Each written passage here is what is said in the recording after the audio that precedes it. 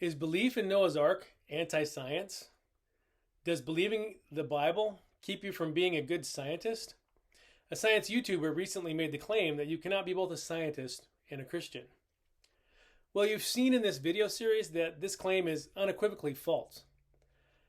But what about fantastic stories that seem to be anti-science, like Noah's Ark and the worldwide flood? Does belief in a miraculous event keep you from being a good scientist? The answer is no. And it turns out that not only did belief in the biblical flood story not hinder science, but the idea of an ark, a great flood, and Noah's story itself played a crucial role in the emergence of the science of geology. For geology to emerge in the first place, we first needed to conceive of the earth as part of linear time. We had to believe that there was a unique history to the earth that we could study and that we could reconstruct. This idea came directly from the Judeo-Christian view of a beginning and an end. It's important to note that not every Christian reads the book of Genesis, which of course contains the flood account, as literal history.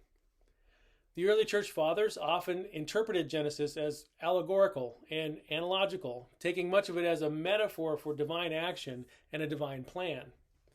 The key point is that centuries prior to the discovery of the earth, being millions of years old, and way before the discovery that the natural history of the earth required much more of an explanation than simply one major flood, biblical scholars proposed and discussed the possibility that the flood was only regional and that the Genesis account might be analogical or myth.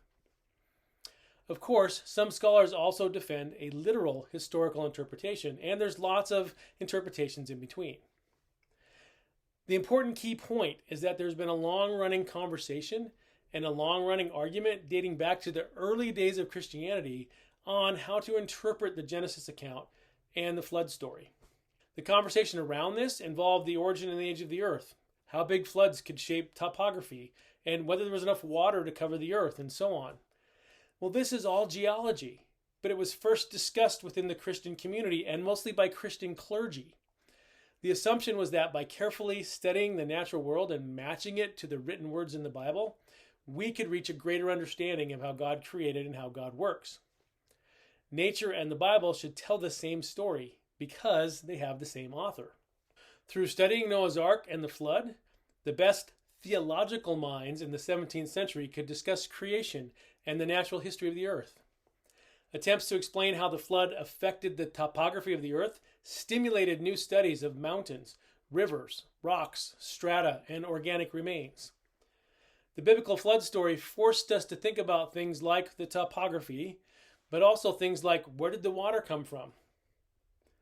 The search for appropriate sources of water led to distinctive observations about comets and earthquakes and rainfall and sedimentary strata. The flood caused us to think about how did animals get to the Americas? The attempt to explain how animals arrived in the New World and how Noah's children repopulated the earth stimulated the study of indigenous societies and early human migrations. The flood caused us to ask questions like, how did all the species of animals fit in the ark? This precipitated studies of species, caused us to go out and collect and identify and classify them. And the controversies arising from speculations about the meaning of fossils and the geographic extent of the flood brought new ideas about the age of the earth and the prehistory of mankind out into the open. The popular view that religious orthodoxy stifled the early geological and natural historical research cannot be sustained. On the contrary, efforts to combine the Genesis story with what was known about the natural world opened up important new perspectives in the world of learning. Robert Hooke was the first to explain that fossils were not just strange-looking rocks, but instead were remnants of dead animals who had been drowned in the flood. Noah's flood was the key to convincing other scientists that fossils were actually the remains of things that had once been alive. However, it is important to note that religion was here providing Hooke and others with a significant explanation for the phenomenon that appeared in the natural world around them. Religion provided the framework within which to fit phenomenon or objects that we would now consider part of science. Things like fossils, earthquakes, and sedimentary deposits. The story of the flood supplied meaningful explanations for things that were otherwise difficult to understand. Putting it another way, belief in the Bible as a historical record at this point encouraged the development of interpretive categories and investigative techniques that proved constructive in the long-term development of natural history. These categories included the idea of a flood, the collection of fossils, classification of animals and plants, and the calculation of human population statistics. Niels Steenson, otherwise known by his Latinized name Nicholas Steno, published his 4 basic principles of geology in 1669.